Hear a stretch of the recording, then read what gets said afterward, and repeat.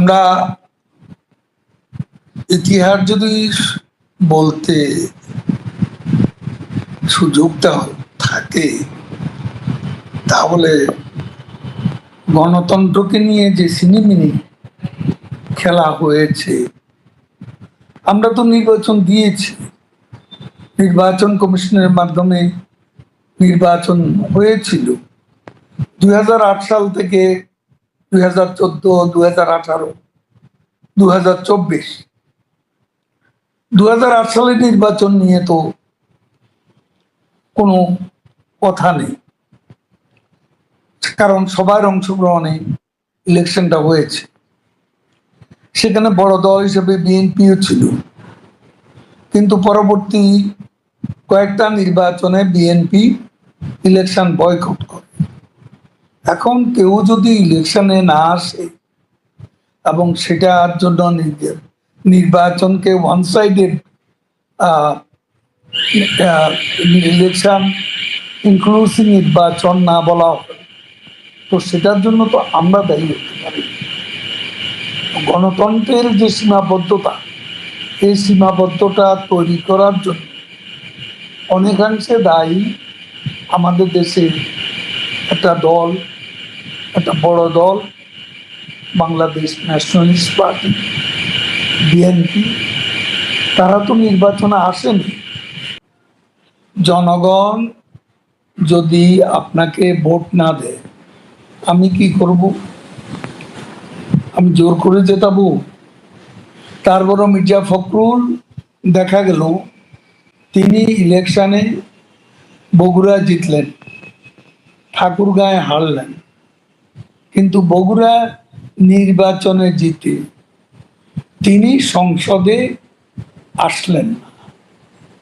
এটা কেমন গণতন্ত্র? এটা কি দ্বিচারিতা নয়? তার অন্যান্য দলীয় নেতারা 6-7 জনের মতো সংসদে আসে। যখন নির্বাচনে যদি সবাই অংশগ্রহণ করত, অংশগ্রহণমূলক নির্বাচন হতো, তাহলে সেখানে প্রশ্ন আসতে পারে। এখানে তো নির্বাচন কমিশন যথারীতি নির্বাচন করেছে এবং নির্বাচন কমিশনে যে সংস্কারগুলো, যে স্বাধীন নিরপেক্ষ নির্বাচন কমিশন গঠনে প্রধানমন্ত্রী শেখ হাসিনা যে স্টেপগুলো নিয়েছিলেন, সেটা পরও নির্বাচনের বৈধতা নিয়ে প্রশ্ন করা তো অযৌক্তিক। আমাদের সব ধরনের তৎপরতা, রাজনৈতিক তৎপরতা, আমাদের দলকে আবার সংগঠিত করা, সারা বাংলাদেশে আমাদের নেত্রী শেখ হাসিনা স্বয়ং আজকে দল পুনর্গঠনে, দলকে সংগঠিত করার ব্যাপারে তৃণমূল পর্যন্ত তিনি কাজ করে যাচ্ছেন এবং আমরা আমাদের দলের নেতারাও এ ব্যাপারে সক্রিয় ভূমিকা আমরা পালন করছি। আন্তর্জাতিক বিশ্বেও ইউনূস প্রশাসন সম্পর্কে আগে যে ধারণা ছিল, এখন সে ধারণা বদলে যাচ্ছে এবং এটা আমাদের কাজকর্ম চলছে। আমাদের বিদেশে আমাদের সংগঠনগুলো আছে, আমাদের আওয়ামী লীগের নেতাকর্মীরা আছে, তারাও সেখানে অত্যন্ত সক্রিয়। কাজে আওয়ামী লীগ এখন অনেক সংগঠিত হয়েছে। এ ব্যাপারে আমরা যথেষ্ট কনভিন্সড এবং আমরা মনে করি আমরা এগিয়ে যাচ্ছি এবং আমাদের সাথে বর্তমান ট্রাম্প অ্যাডমিনিস্ট্রেশনের সঙ্গে কোনো প্রকার কনফ্লিক্ট নেই। আমাদের বিভিন্ন বিষয়ে আমাদের বিভিন্ন রকমের চিন্তা অনেকেরই থাকতে পারে, তাদেরও দৃষ্টিভঙ্গি তারা ভিন্নভাবে দেখছে। গ্লোবাল পলিটিক্সটাকে তারা রিডিফাইন করতে, সেটাও তাদের একটা প্রয়াস হচ্ছে। সেখানে আমাদের সাথে কোনো বিরোধ নেই, আমরা তাদের সহযোগিতা চাই। কারণ বাইডেন অ্যাডমিনিস্ট্রেশন আমাদের সঙ্গে যা করেছে সেটার পুনরাবৃত্তি ট্রাম্প প্রশাসন করবে, এটা আমরা এখনো বিশ্বাস করি না। দেখুন, আপনি কি দেখছেন না দেখছেন সেটা আপনার বিষয়। এই যে তথ্যচিত্র, এই তথ্যচিত্র কিভাবে বিকৃতভাবে এসেছে এবং এখানে ম্যানিপুলেট করে, এডিট করে, যেটার কোনো অথেন্টিসিটি নেই। অথেন্টিসিটি আমরা প্রশ্নবিদ্ধ করেছি। শেখ হাসিনার নিজের কণ্ঠস্বরকে এটাকে এডিট করে, ম্যানিপুলেট করে তথ্যচিত্রটি সাজানো হয়েছে। যেটা করেছে বিবিসি, একই জিনিস, একই কন্টেন্ট আজকে ভিন্নভাবে আল জাজিরা করেছে। সেটা তো কোনো প্রমাণ নেই, আমরা তো বলছি এটা edited and manipulated. AI technology ব্যবহার করে এগুলো করা হয়েছে। বাংলাদেশে গিয়ে আমরা সংগঠিতভাবে সবাই একটা নিরাপদ অবস্থান থেকে, শান্তিপূর্ণ অবস্থান থেকে রাজনীতি করার আমাদের সুযোগ আছে। আমাদের অ্যাক্টিভিটিসই ওখানে নিষিদ্ধ। আমাদের কর্মীরা কোথাও দাঁড়াতে পারে না, সেখানেও তারা মিছিল করছে, প্রতিবাদ করছে। আজকে গোপালগঞ্জে জনগণই প্রতিরোধ করেছে। আমরা অবাক হলাম, বাংলাদেশের সেনাবাহিনী, সেই এনসিপি, ওই মোহাম্মদ ইউনূসের যে ঠ্যাঙ্গারে বাহিনী, এদেরকে দল করার নামে গোপালগঞ্জে তারা গিয়েছিল। আসল উদ্দেশ্য ছিল বঙ্গবন্ধুর সমাধিসৌধকে ধ্বংস করা। তাদের আসল উদ্দেশ্য ছিল।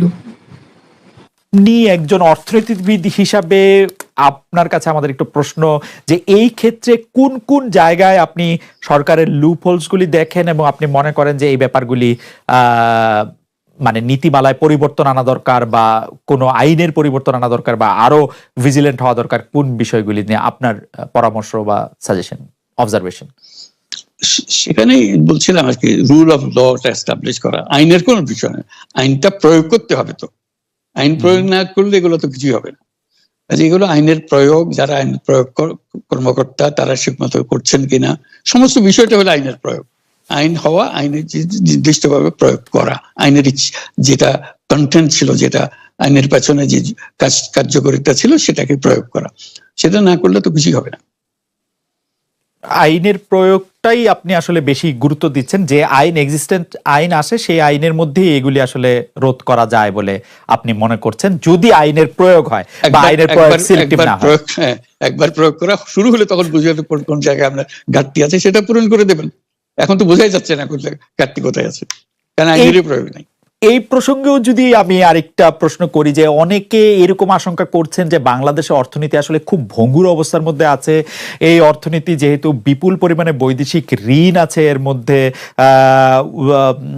নানা ধরনের ব্যাংকিং খাতে নানা ধরনের অব্যবস্থা আছে, আপনি কি মনে করেন যে বাংলাদেশের অর্থনীতি আসলে খুব ভঙ্গুর বা মারাত্মক কোনো চ্যালেঞ্জের মধ্যে আছে?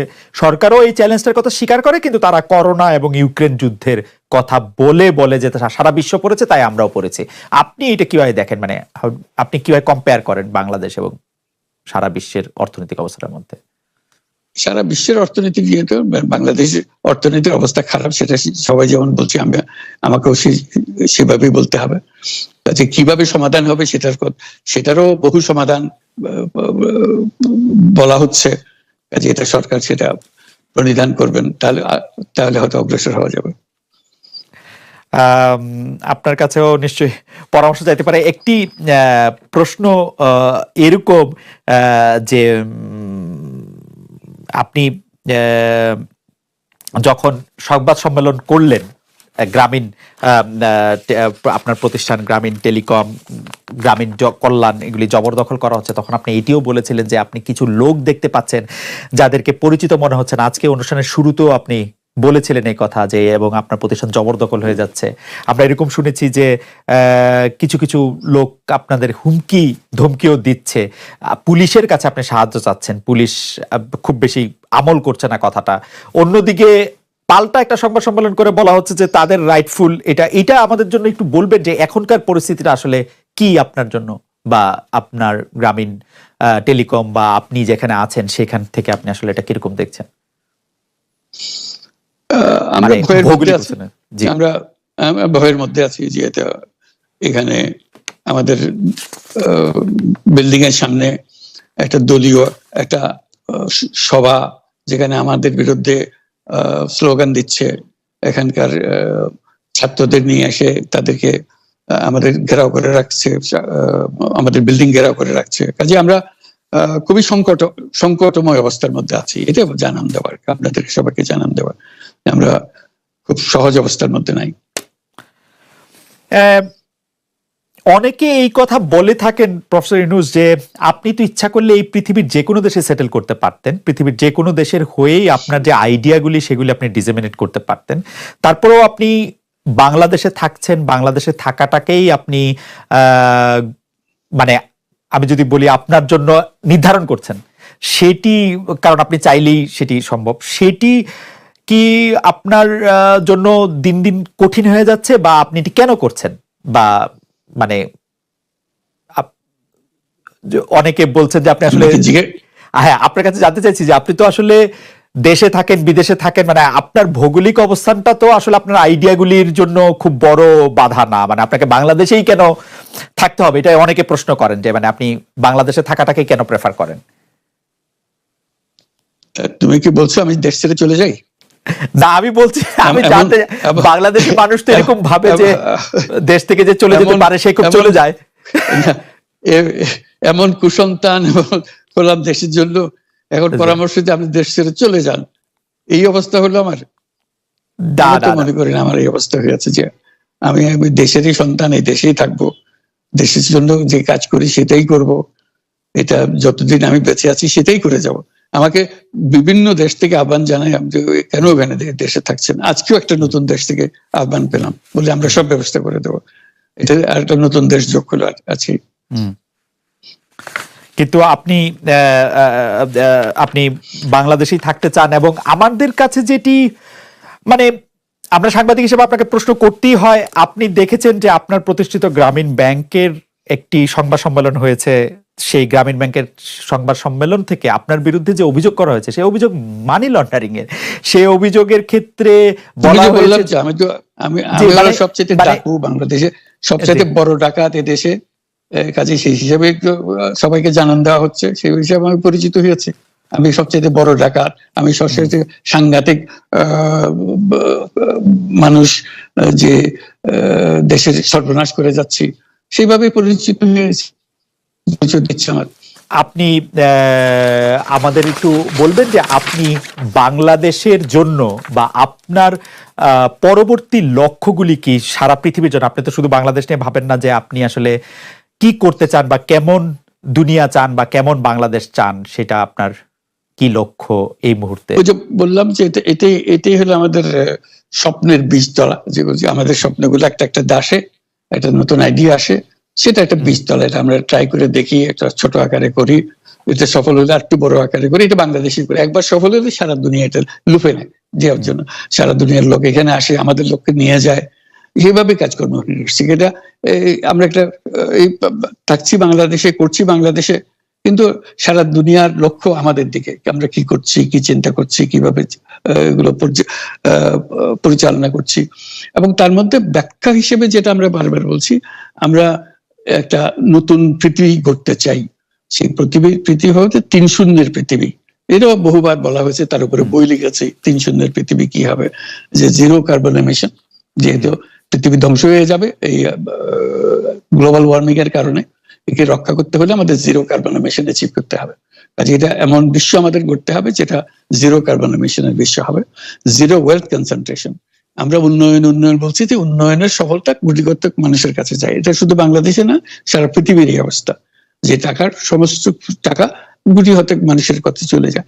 দুনিয়ার যত সম্পদ আছে এই মুহূর্তে তার 90% যে সম্পদ, এটা হয়তো 5% লোকের কাছে। কাজে 90% 5% লোকের কাছে রয়ে গেল। এবং আগামী দিনে এটার পরিবর্তন অন্যভাবে 90% জায়গায় এটা 95% হয়ে যাবে, ওই 5% জায়গায় এটা 3% হয়ে যাবে। অর্থাৎ লোকের সংখ্যা কমে যাবে, সম্পদের পরিমাণ তাদের কাছে অনেক বেড়ে যাবে।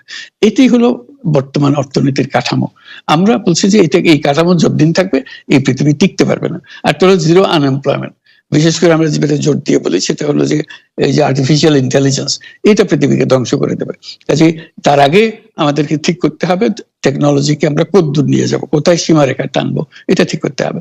সেই পৃথিবীর নাম দিয়েছি আমরা 3-0 পৃথিবী, 3-0 ওয়ার্ল্ড। এই আমরা একটা পৃথিবী গড়তে চাই যেখানে এই যে zero wealth concentration, zero unemployment এবং জিরো ওয়েলথ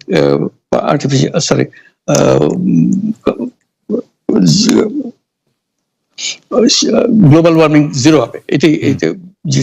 এই 3টা জিরোর মধ্যে আমরা থাকবো।